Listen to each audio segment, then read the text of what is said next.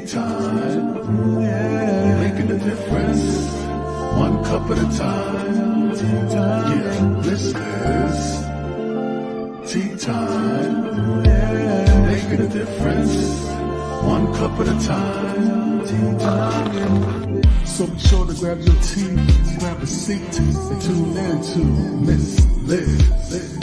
Tea time, making a difference, one cup at a time. Tea time, yeah. Tea time, time.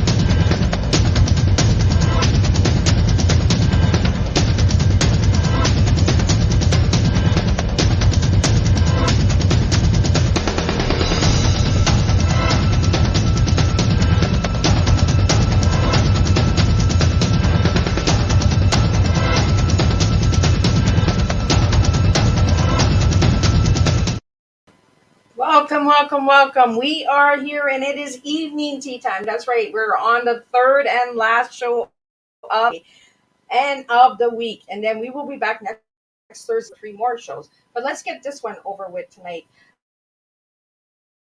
And we have in the studio with me tonight, joining and sharing on the 17th century sword fighting, horseback riding, music, you name it. We're going to talk it tonight on Tea Time. But before we get to that, we're going to do the disclaimer and we're going to do her quick bio. And then we're going to have her jump in and share her tea tonight with all of you out there. So the disclaimer for Miss Liz's Tea Times live show. Miss Liz myself is going live using StreamYard. Before leaving a comment, please grant StreamYard permission to see your name at StreamYard.com. Please be advised that the content brought forward for any Tea Time show hosted by myself, Miss Liz, is always brought forward in good faith, however, may bring forth dialogue and opinions that are not representative of my platform. The facts and information are perceived to be accurate at the given time of airing. All Tea Time guests and audience participation are responsible for using their good judgment and taking any action that may relate to this discussion. The content brought forward may include discussions for some where they may be emotionally at risk. It is significant to know that this show is engaging in discussion forums only to offer and inspire awareness and connection and is not providing therapeutical advice. If you have any questions about this disclaimer, or the panelist discussion, you may freely contact me, Miss Liz, through my email at bookingmissliz@gmail.com. Moving forward, should you choose to voluntarily participate in tonight's show in any aspect, Miss Liz welcomes you. Should you decide that the show is not made for you at this time, I respect that and I will see you at a later show at a later date and time. So there we go. Disclaimer is out of the way. Now let me introduce my incredible guest that I have that has been supported and sponsored by Creative Edge tonight. So I want to let you know that tonight we're going to talk some history. We're going to talk some 17th centuries. And we're going to really create a strong cup of tea. So J.M. Landels, she is a sword fighter, warrior, author, and horse riding. And in addition to her work as a writer, editor, artist, and publisher, J.M. Landels teaches swordplay and horseback riding, sometimes both at the same time.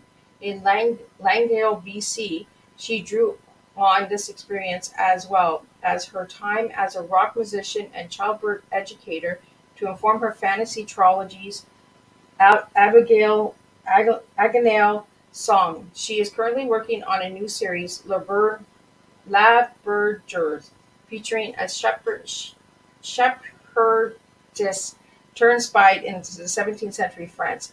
And my tongue is getting tired. I think it's been a long day. So let me get J.M. Landers in here and let's spill some tea. Welcome, Jennifer. Hi, Miss Liz. Delighted How to are be here. you? My tongue is just a twist, twist, twist. It's so. Could you let the viewers and listeners know where you're from and all of that good stuff? All right, so I write as J.M. Landels, and I'm based out of Langley, BC, and we're on the Stolo and Kwantlen First Nations here. And just as you were starting the show, the sun came out. It's still early evening here, and I wish you could all see outside my window because there's this beautiful golden sun hitting the dark sky, and it's absolutely gorgeous. But it's kind of dark inside the house. But sorry you can't see. Oh wow! Anyway, yeah, I'm here on my farm in Langley where I teach riding and horsemanship and mounted combat. And this is also my office where I write. And I just released the third song in my trilogy, Elenia's Song. And that one is not a 17th century. That one is a fantasy. I'm currently working on a 17th century historical fiction series. Well, thank you for sharing that. And I'm sorry that I got the title wrong. Oh no, don't worry. It's my fault for creating a hard to pronounce title. So what got you into the 17th century writing? Well, interestingly enough, it was an area when I did my bachelor's degree in English, it was my least favorite area in English literature. And then later on, I guess probably about 15 years ago, I decided to deliberately go back into that area, do some reading, do some research.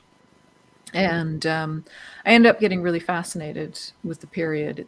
It's a very interesting period. It's kind of a borderline where scientific thinking is starting to take over from alchemy, and people like Isaac Newton was both an alchemist and what we would call scientist these days. So it's a very interesting conjunction of ideas happening in that century. Then what happened, as I was researching that, I found that there was a school in Vancouver that teaches swordplay, because I was researching 17th century rapier, and lo and behold, there's a course in 17th century rapier, and it's right here in Vancouver. Sign me up. And that was, it must have been at least 12 years ago. Wow. So that took me down a swordplay rabbit hole for quite some time, which then, became another profession, in that I ended up starting the mounted combat program and teaching people how to use swords as well as ride horses. So is it really challenging to sword fight and ride a horse at the same time? The hardest part is riding a horse. If you know how to ride a horse, you've got, I would say, 80% of the job done. So learning the sword play is a lot easier than learning the riding, especially as an adult. We often learn riding when we're kids, and that's when it's really easy. And then as an adult, it does take a lot of hours in the saddle. So, go ahead. But, it is something we teach people, even if you've had no riding at all. We will have you up and with a sword in your hand on horseback within a year. Wow. 1 year. It might take me 1 year to ride the horse. So the weight of the sword and the sound of the swords hitting, that doesn't make the horses afraid, or? Horses get used to it really fast. They don't tend to be bothered by swordplay that much. Once they know that you're not there to hit them, they kind of fall asleep. Oh. Yeah. I have a thoroughbred that I use as my main horse, and she can be having her thoroughbred moments, and as soon as I pick up a sword, and she sort of goes, "Oh, okay, it's this," and time to have a nap. So does it take a lot of work to learn how to use the sword on the horse? Well, what we do is we start people on the ground with the sword. So Okay. we do it separately. So, your class is in the morning, you're learning how to ride and look after your horse. Your class in the afternoon, you're learning the sword play. And then when we feel you're at a sufficient level of both, then you get to combine them. So, and how long have you been riding horses? All my life. I've got a picture of me as a baby on a horse, so before I could walk. I think my first full sentence was, "I want a horse." Um, So, do you remember what your first horse looked like? oh yeah, my first horse. Oh, you never forget any of your horses. Never mind your first one. My first pony. My dad finally caved when I was 8 years old, and he got me a pony, which was a little Shetland or Shetland cross Pinto, dark bay Tobiano, and yeah, he was a little stinker, but he taught me a lot. So, we have a question here in JM. And what changed your mind for the 17th century? I think it was just a deliberate. I wanted to research. I wanted to get back into history. I'd sort of abandoned my PhD thesis in medieval English literature when the BC government wouldn't give me a student loan, and I said, "Oh well, I'll just stop studying for my PhD, and I'll study, and I'll do something different." That's when I joined a rock band. Oh, Because you can do a PhD anytime in your life. You can only do a rock band when you're young. so do you want to share a little bit about your rock band? Yeah. Well, it was. I had several. I started out. I was living in London, England at the time, and so I just went. I stopped my thesis, so I put that on hold. I went and joined a was kind of a women's collective where they were doing classes in sound engineering and things like that. I had already learned guitar a bit because my significant other is an amazing guitarist, and he had taught me a little bit. I'd done some air band in university, and we'd actually gotten quite good at that, and opened for bands like the Scramblers at clubs like Graceland in Vancouver. But I thought, well, okay, I'm going to go and do this for real, try this out. So I did some sound engineering, and then I answered an ad for a band which was Hellbent for Leather, looking for a rhythm guitarist. That was the first. It was an all-girl band. That one broke up as bands do. Some of the members of that band and I formed another band called the Sisterhood. And then that band broke up as others do. And then I decided, well, my partner here is an amazing guitarist. I should really be using him. So we put some recordings together. This was all in the UK. Then we moved back from England. We moved back to Vancouver. Had another band here. And then once I got pregnant with my first, I think our last gig, I was 6 months pregnant, and then after that I stopped because there was just too much else going on in my life. So, are you still in a band today, or you just I'm not. stopped? My partner is. He's actually out rehearsing tonight. Every once in a while I pick it up, but yeah, I haven't done anything seriously. It was Once I had little kids, it was really hard to find time to practice, and little hands reaching for the strings all the time. And you never want to wake up the babies. Oh, you were a big hardcore rocker. Yeah, it was indie. It was sort of indie punk metal, that sort of. Yeah, So, in between heavy metal and rock. yeah. So, what was your favorite song to perform? Oh, favorite song to perform actually might have been some of the covers that we did. Like we used to always open by covering Shove by L7. But of the ones of our own original stuff, I guess The Wicked Lady still has a soft spot in me. And it's funny because that actually takes you back to that 17th century. Because I watched the movie The Wicked Lady, which is like it's an old black and white movie, and I just really hated the ending. So I wrote a song with a better ending. Oh. Yeah. So what year was that movie made, Wicked Lady? Oh, it's why I don't know, 1930s, I guess. I can't remember now. So it's a black and white movie. An old black and white movie, yeah. Yeah, I love about a those. highwaywoman.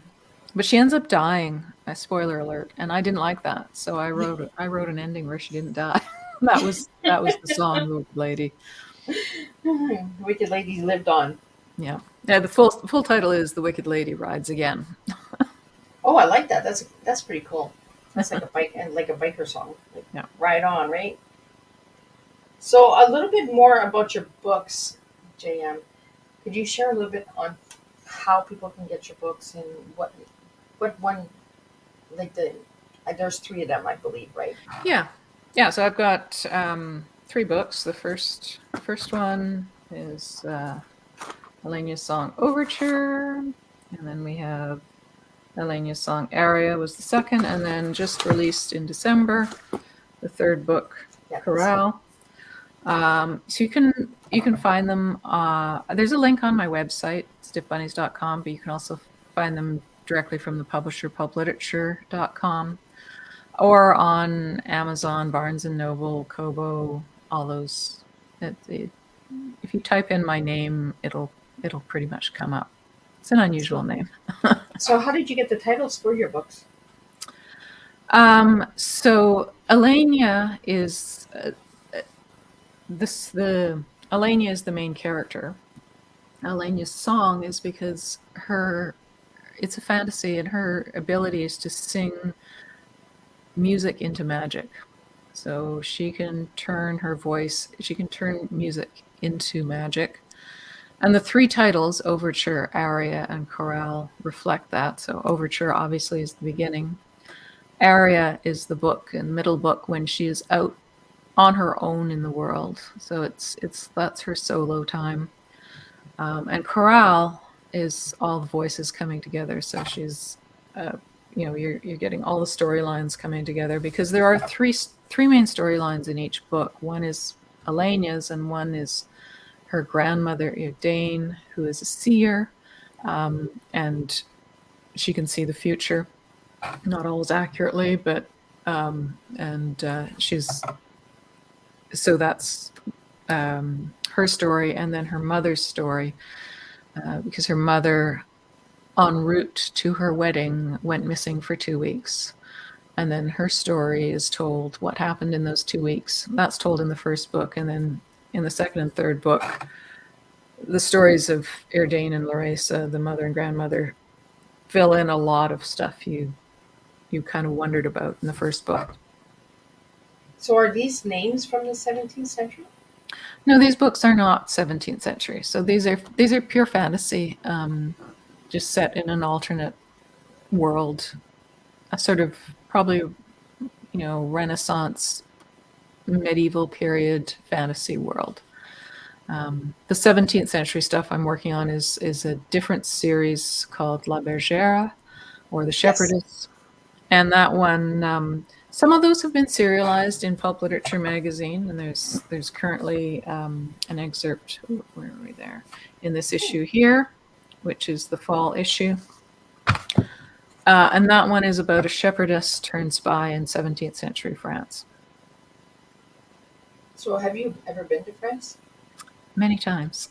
That's my go-to holiday destination. Some people like to go to Hawaii. Some people, want to go Mexico. I go to France. So how many times have you been to France? I've kind of lost count, because when I lived in London, that was also our go-to we lived in London for about 4.5 years. So France is just right across the channel. We'd kind of hop on a ferry, rent a car, and and see which way the wind blew, which way we drive. But we very seldom got out of France because we liked it so much. The food is fabulous. There are castles galore, and being Canadian, we could at least get by in French a little bit better than we could in Italian or German. So, what was your favorite food in France? Oh, too many to name, but I do love a good cassoulet de canard, which is, you know, uh, basically it's baked beans, but they're baked beans like you've never tasted before. With usually, I like cassoulet with duck or cassoulet d'oie, which is goose. But usually they have other things in them as well. So they have the beans and they have sausages and they might have a little bit of lamb or some duck or some goose. It's kind of like any leftovers you have, but it is the most glorious dish. And they sell it in cans there, and you would not believe that canned beans could taste so good. Oh, wow. Yeah. Yeah. Yeah, making beans is a big thing here in Canada, right? Yeah. We usually do them in the wintertime. I always make like a big pan of beans and toast, and have the kids over and that. So a little bit more on the horseplay and the sword fighting. For anybody that would like to know more, like, do you provide lessons in that as well?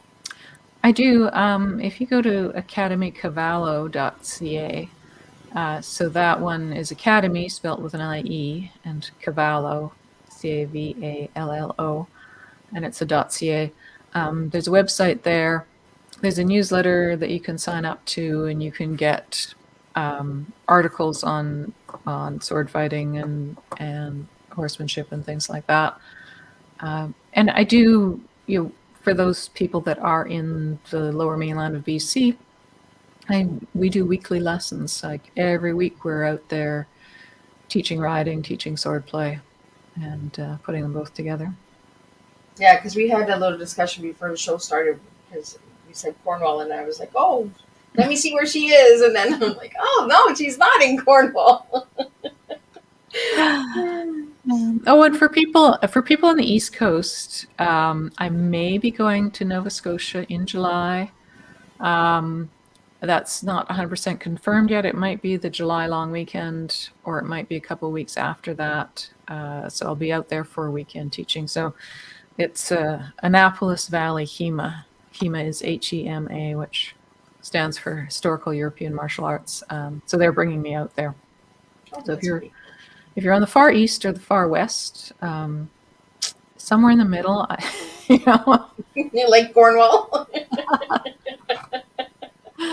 Other places I'm traveling to, I'm planning to go to Winnipeg for PEMACON this summer, which is July. Well, I know it's on my birthday. It's the middle of July. And then there's also hoping to go to Calgary for When Words Collide, which is the last When Words Collide conference, the first weekend of August. So, and again, anybody in those parts of the country, get in touch with me if if you'd like me to come out to your farm or whatever and do a lesson, or your riding stable or whatever, or if you just like a sword play lesson, get in touch and we can do something. So is there different weights for the swords? Swords are not as heavy as people generally think they are. Like a rapier, which is your musketeer's sword. So that's like your long, slender sword that the Three Musketeers would have used with the fancy grip. That one, like a couple of pounds at most. And then a long sword, which is your typical knight's sword, again, only 2.5 to 3 pounds. So they're not super heavy. On the ground, we use real swords. So they are real weight. They are the real dimensions. They're made out of the same materials that would be made out of historically. The only difference is they're not sharp. Because we like our friends and we want to continue to have people to play. I always wondered about that with the sword fights. Are they really are they sharp to do the sword fighting? Well, modern swordplay, no, they're not sharp.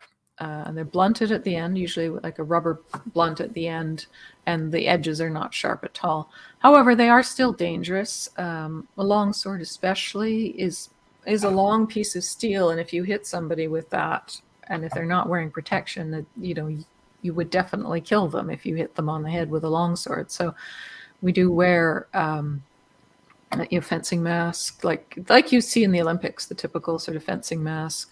And then depending on the type of weapon, if you're playing with long swords, you're going to want, reinforced shoulders and chest and throat and all, pretty much full body protection. With rapier, we don't wear as much armor. We still wear throat protection, which is a gorget. We wear the mask to protect the face, and gloves, and generally fairly thin gloves. And that's, you can fence full speed with rapier with only that material. A lot of people like to wear a chest protector because you do get bruised. So I'd say any women who have not yet had all their babies would probably want to wear a chest protector to protect those. So is it heavy, the fencing outfit? Not particularly. And I mean, I don't do armored fighting, which is in, the metal armor. But even those, they are heavy, but they're very well fitted. So, the armor is fitted to your body so that it rests at specific places on your waist and doesn't all hang off your shoulders, things like that. The undergarments have strings on them to actually attach the armor to the padded underlay, and that actually supports the metal armor itself. So again, it's not just clanking around on your body, it's quite snug. So it's almost like a scuba diving suit? Not quite that tight. You still have to be able to, it's historical materials too. They didn't have rubber, so or neoprene. But these days people do fight. Like some people use lacrosse gear for long sword sparring, and modern things like that. So what's the heaviest sword, the weight of the swords that you've worked with? Well, a spadone is probably the heaviest sword I've used. The spadone is also called the great sword. Those are the ones that are, as tall as I am, and they're, the handle itself is this long, and what they're basically used for. They would be crowd clearing swords. So one person with a spadone could hold an alleyway.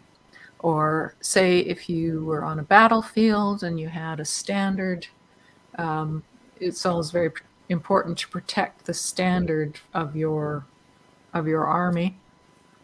And you'd leave one person with a spadone there or a great sword there, because one person can swing it around and keep a lot of people at bay. So how much does that weigh? That one is about 4 or 5 pounds, maybe. That's Yeah. a good weight to be swinging around. Yeah. So everybody stay on the good side. So a little bit more on to, I want to get into the editing and the writing. So how long have you been writing and editing? Writing, almost like writing, I've been doing most of my life. I've got my mom saved booklets that I made when I was 4 years old with, one word per page, but nonetheless, I was putting books together back then. And I started writing novel. I wrote a novel when I was about 14, or I didn't write it. It wasn't a whole novel. It was a few chapters of a novel, which has been lost in the mists of time, very thankfully, and will never see the light of day. Yeah, some stuff we want to lose, right? We don't. Yeah, I wrote that a long time ago. I don't want to see that again. Yeah, the thing about writing is that even when you're just learning how to do it and practicing, it's on page and it can be saved. When you're learning the clarinet or something, nobody's recording those first attempts. No, when you're learning how to dance, nobody's videoing you learning how to dance. But when you're learning how to write, you're putting it down on paper and it can be saved. And that's not necessarily a good thing. So for the editing, how long have you been doing editing? I I guess I started doing with the Childbearing Society in, I guess probably around 2000s, early 2000s. I was putting together their newsletter, so that's when I started sort of doing it as a job. And I did their newsletter, and I put together their handbook, and then I was doing other sort of freelance editing. And then in 2013, my writing partners and I put together Pulp Literature magazine, and so then that's been full-on editing since then. So are you working with like any organizations or for writing, like writing programs or anything like that in BC? No, we have at Pulp Literature, we do have our own writing program, which is it was on hiatus at the moment. We'll be reviving in 2023, which is Quit the Day Job. And, we'll be providing writing courses there. I do teaching at conferences and things like that, or I've been invited to teach at the Editors Canada workshops and things like that. So, I do sort of sporadic gigs, I would say. So what is it about editing that you enjoy? I like making things better. I love that answer. Right? That needs to be fixed. It's like the song in the movie, right? The Wicked Yeah. Woman. Like, Yeah. I mean, it's very satisfying. It's very satisfying to take something that's you can see something in and polish it to bring the beauty out, like it's an old cliche about a diamond in the rough. You can when you polish it, then you turn it into something that's presentable in a necklace or something. so it's that little final touch that you need to put on. Yeah. So now let's get into the childbirth educator. What's that all about? Well, after my first daughter was born, I decided I got quite interested in childbirth, and I ended up taking a childbirth educator's course through. At the time it was Vancouver Community College. It's since moved to Douglas College. Then I had my twins, and then after that started teaching, and I did that, I guess, for about 7 years. And then after about 7 years, I decided, I think I've done all I need to do here. But ironically, and this is a scoop. This is the first place anybody's hearing this publicly. I am kind of thinking of dipping my toes back into the childbirth and postpartum field again. I find myself yelling at the television a bit when there are news articles on, and feeling like I have some information out there that I need to share. So yeah, I'm thinking of, I don't know whether it's going to be a podcast or a newsletter or something called, and the working title is Desert Island Parenting, which is, I feel like new mothers are just bombarded by all this information from all these sources. And I always, when I was doing postpartum support, I'd always ask moms, well, what would you do if you were on a desert island and there was nobody else around? How would you be handling your baby? How would you be dealing with sleep and things like that? And usually, well, that's kind of what you should be doing, is you should be sleeping when your baby sleeps. You get by as best you can, and that's usually what's best for baby and what's best for you. We have a question here. Someone's asking, what is postpartum? Oh, postpartum is just the period after your baby's born. So it's usually considered about 3 months, but it it ranges. I mean, it's also used in the term postpartum depression, which can happen anytime up to 3 years after the birth. Oh, So it's kind of a vague term. It just literally means after birth. I didn't know that it was up till 3 years. Yeah, the vulnerable times for postpartum depression are right after the birth, when all those wonderful pregnancy hormones have just gone out of your system. And if breastfeeding isn't going well and you're not getting the hormones from breastfeeding, that's oftentimes when postpartum depression can set in. But it can also set in, like, when you stop breastfeeding later on, or just from other life, other life events can trigger it as well. But generally, the highest risk factor is just when you stop breastfeeding. Especially, if you do it cold turkey, that's usually a big trigger for postpartum depression.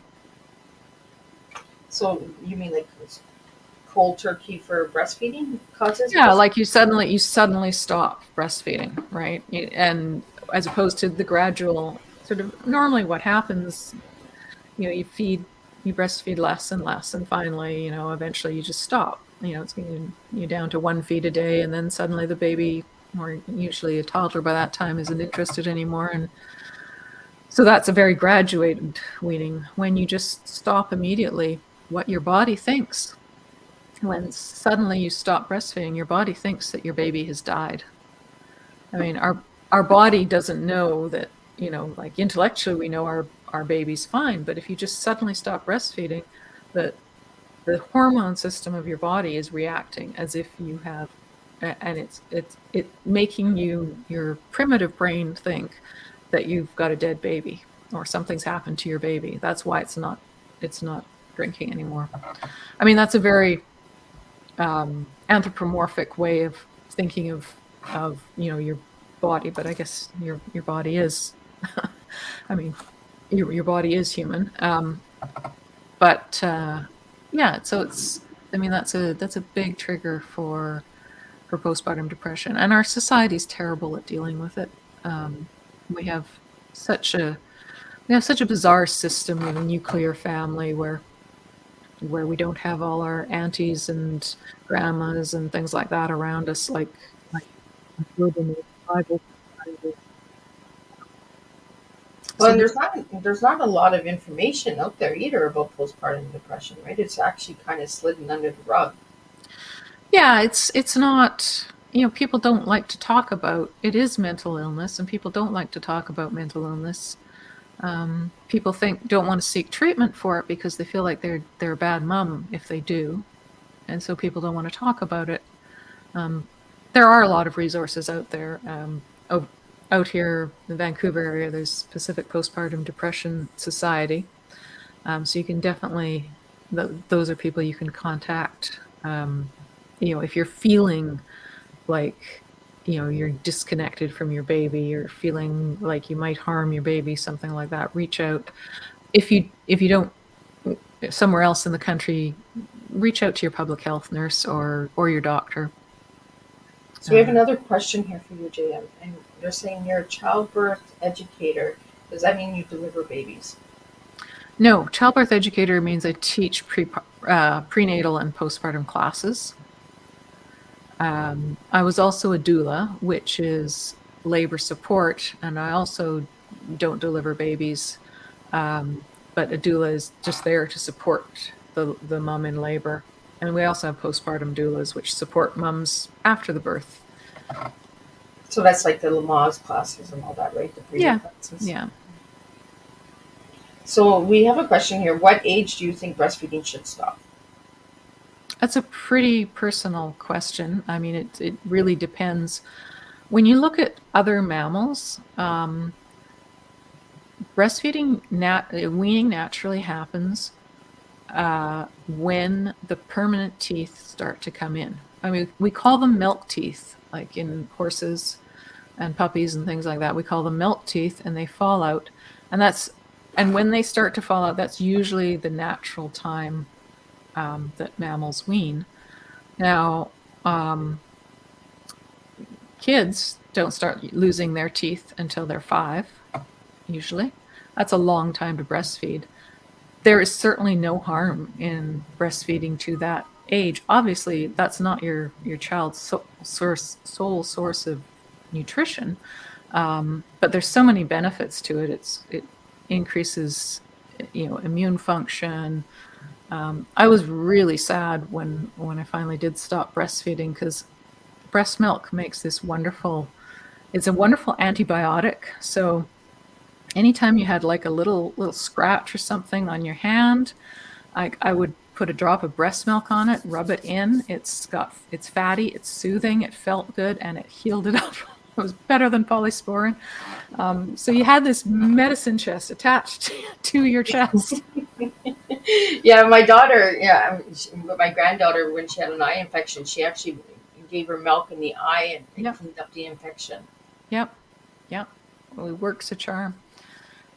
So yeah, no, there's no harm in breastfeeding up, up until they'll generally stop themselves. I mean, one thing to remind parents who are thinking, well, if I don't wean my baby, will my baby ever wean themselves? And it's like, there's no child that ever went to college still breastfeeding. Yeah, they eventually said, hey, you know what, I'm done with this. There's no child that ever went to college still sleeping in their parents' bed either, for those people worried about co-sleeping. They do grow up, and it's a really small period of time when you think about it over the course of a lifetime. Even if your kids are coming into your bed when they're 5 and 6 years old because they can't sleep by themselves, that's still such a small slice of your life to give up, having your bed to yourself. Believe me, you will miss it once they're in their 20s. You'll miss that they came to you for comfort. So we have another question here. The questions are not coming in the studio, but they're popping up here on my phone.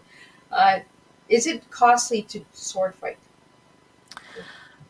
It's sort of, as sports go, it's kind of in the medium range. It's not as expensive as horseback riding. Horseback riding is one of the most expensive. It's not as cheap as dance. Dance is probably the cheapest. So you do need some equipment. But if you come to Academy Cavallo or Academy Duello, which is the sister school in Vancouver, we have loaner equipment. So when you're first starting out, your real only expense is the cost of classes. And our intro class is $120 for a month. So it's pretty affordable. So another question here we have is, where can they get swords? Oh, believe it or not, you can get them on Amazon these days. Right? Amazon got everything. I know. There are a lot of retailers, depending what you want, like whether you want a training sword, whether you want a replica sword. I did mention the steel swords that we use on the ground, but when we're on horseback, we use nylon swords. So they're the same shape, the same proportions as a historical longsword, but they're made out of nylon, so they're a little bit lighter and a little bit safer for the horses, because the horses didn't ask for this. That was my biggest fear when I first read that you were sword fighting on a horse. I was like, wouldn't the horse be afraid, like, of the banging and the chinging? But like you said, it almost puts them to sleep, right? So, well, they get used to it. I mean, it is the noise that scares them the most at first, right? Like, you pick up a sword and you wave it past their face a few times, and a well-trained horse goes, oh, okay, this is fine. And then you come and you start tapping it against somebody else's sword, and they will pick up their ears and they'll go, oh, what's that noise? And you keep tapping and they go, oh, okay, this is nothing to worry about. So that, and again, the noise of the nylon, we also use wood swords too. It's loud, but it's not quite as loud as the steel swords. And again, we just don't use the steel on horseback. It's just too risky. So you use the wooden sword on the horse? Wooden or nylon, yeah. So what's the difference, like the nylon between the metal? Like the nylon ones are the ones that bend, right? Yeah, they're flexible. not super flexible, but they have some give to them, and they're blunt. Like they cannot be sharpened. You can still. I have had my little finger broken with a nylon sword. Like if you hit hard enough with it. But they're just generally a lot safer. So, JM, if I ask you what your tea is tonight, what would your tea be? Well, it's very similar to yours. I mean, I am a teacher, um, and I guess the E would be, editing. And the A and the A would be I wasn't expecting the editing. I was expecting the educator well, with the editing. teaching and So that means you educating. really like editing. You really like putting that final touch on. Well, editing is educational too. Like it's because when we're editing at Pulp Literature, you know, we do the editing on Google Docs, and we do it in suggestion mode so the author can see the edits and has a chance to address them. So it sometimes we take stories that are not quite ready for prime time and we work with the author to bring them there. And those are quite rewarding when we get those stories and we get them, because it does help authors see new authors see how they can word things better, how they can make things clearer for the reader, things like that. So that would be my E, and I guess the A would be for authorship, I guess, because I do like telling stories. That's and I think stories are important. I think stories are how we understand the world, and fiction can be truer than reality sometimes, and fiction can be more impactful than reality sometimes. Well, storytelling is really important, right? Because it brings back the history as well, Yeah. or the future telling. Uh, Mhm. we could always be telling about the future, visions that we have. I always wondered about futuristic novels and books and that. Like, do they have dreams? Do they have visions? Like, where does it come from? And same as the past. The past, is it something that's within us that we hunger for to understand? Because for me, I love history. I love understanding the vintage, the detail, the like you don't see that anymore. Like even with wood, like wooding and all that, like building landscapes and Mm. staircases and that. There was a lot of detail back in the day. Now you just see like a regular, just a little handle, and it's like there's your railing, right? Where Yeah. back in the day it was really detailed, and I think that's what I like about the history. I love the detail of each piece put together. Even the clothing, like I looked at some of the pictures on the covers of your books, and I was just like, wow, really incredible. And then I'm like, it must have took a long time to get dressed. It did. It did. Some of those historical outfits, um, you know, like if you were nobility, you actually had somebody to help you get dressed, because in the Middle Ages, the sleeves were separate and they would sew them on every morning, like with a basting stitch. Wow. And then they could take them off, because also your sleeves would get dirty more, like they get dragged through whatever you're working on. Um, but as you go up through the centuries, you have things like corsets that you need a maid to help you tighten your corset. You have many, many layers and elaborate hairdos and things like that that you need help with. But a lot of the peasant dress was also complicated because they had a lot of layers because it was cold. They didn't have central heating. Well, in the summertime, though, they must have been really hot because they still wore those extra layers, did they not? Well, they did, but well, you do get used to wearing extra layers. And they would, you would see pictures of peasant women, with their skirts tied up around their knees. You see paintings of them working in the fields with skirts gathered around their knees, things like that. Um, and they would, you have the ability to, remove your outerwear, right? You can remove your coat, and you've just got a blouse, you'd probably wear fewer petticoats in the summer than you would in the winter. So was the wardrobe part of your in what word am I looking for? Your encouragement to get into the 17th century, like No, like I don't do much dressing up or anything like that. I know there are people who, like in the Society for Creative Anachronism, who wear historical garb and things like that. Yeah, that's too much work for me. I always was like, how long does it take to get dressed, and then how long does it take to get undressed, and then I'm just like, that's half the day there, right there. Exactly. And the thing is, I don't actually want to live in the past. I'm fascinated by the past.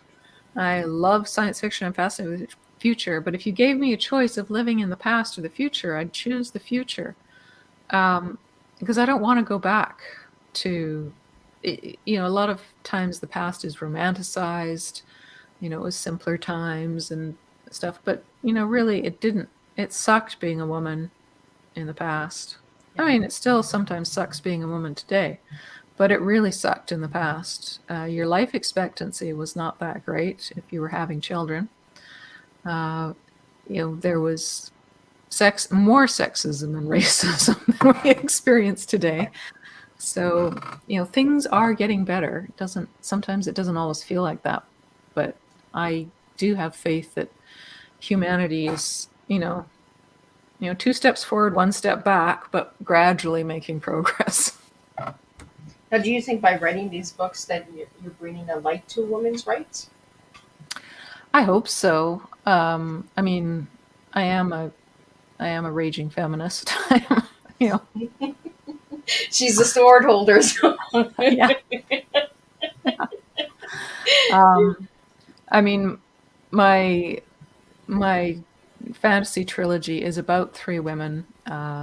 It's a story, and it's a fantasy, but it's really women's fiction dressed up as fantasy. It's a story about mothers and daughters, and the lies they tell to each other, and the secrets that they hold.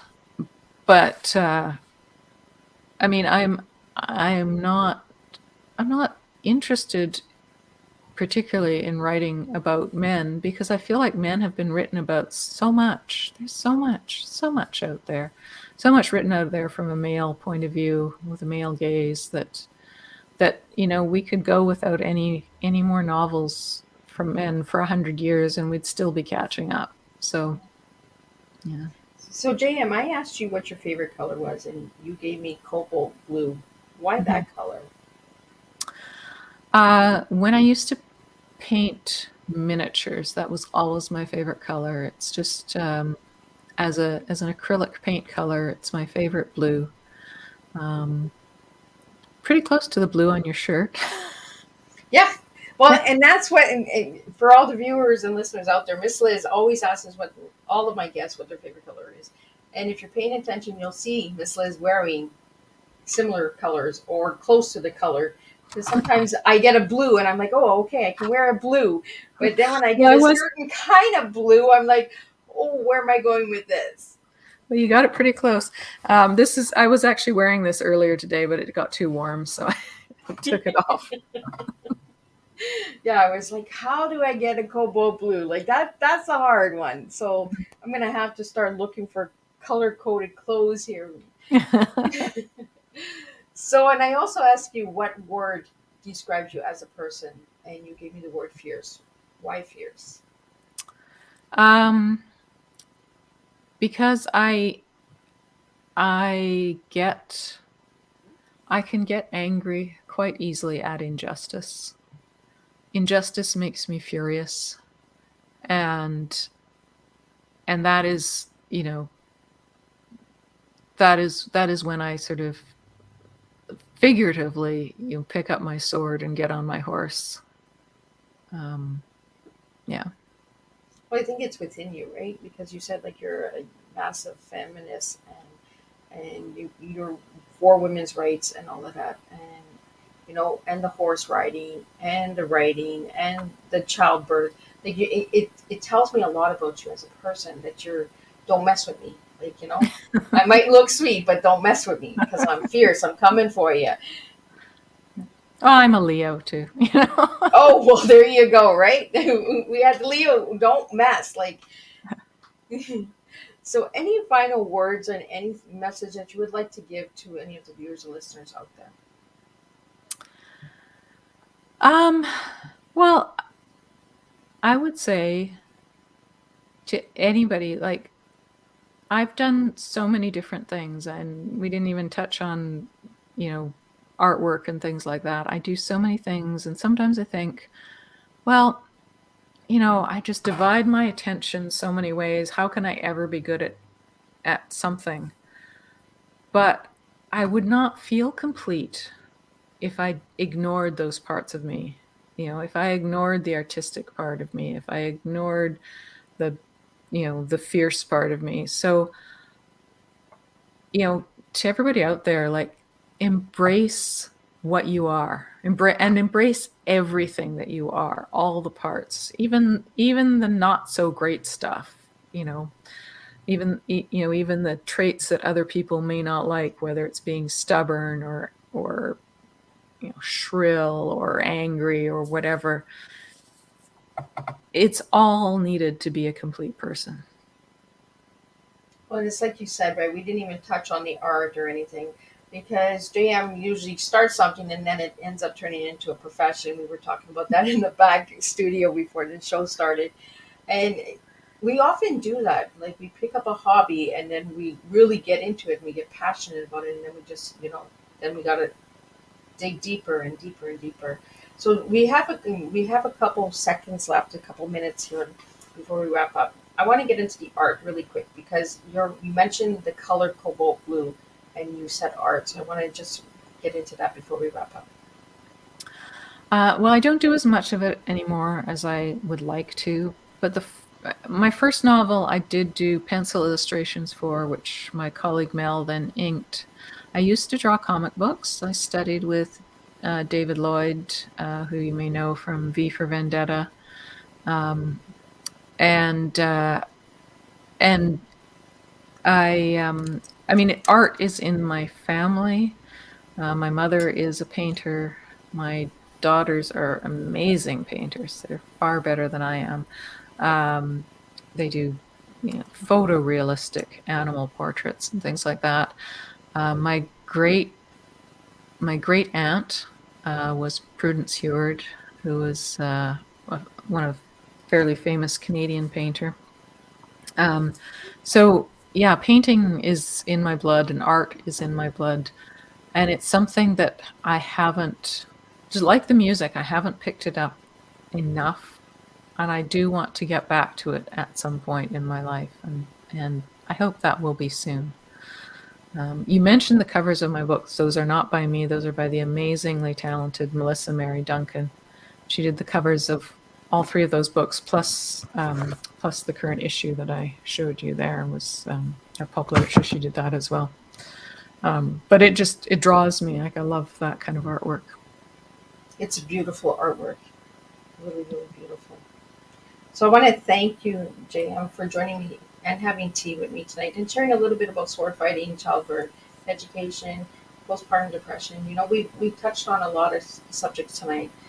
And to all the viewers and listeners out there who tune in all day to watch all three tea times, thank you for your support. I really encourage you to check out next Thursday when we have 3 more new tea times coming. And we do have topics that may trigger some people. So if it does trigger you, I won't be offended if you do not tune in. I do know that you support on the side for those harder subjects. So thank you again. And JM, I want to thank you for bringing the 17th century to the table, some sword fighting and some fierce womanhood, because we really do need some strong women out there. So again, thank you so much for joining me tonight, and thank you to the listeners, viewers, and you can always watch the replays on the YouTube channel or on all podcast stations that Ms. Liz's Tea Time can be found on. So again, thank you, and I will see you next Thursday, same time, same place, for 3 tea times. That's right, we're doing 3 every Thursday for this year. So 10 a.m., 3 p.m., and 7 p.m. 3 different tea times, 3 different guests, 3 different teas to make a difference. So thank you all for tuning in for Tea Time and for season 4. We are out until next week. Thank you.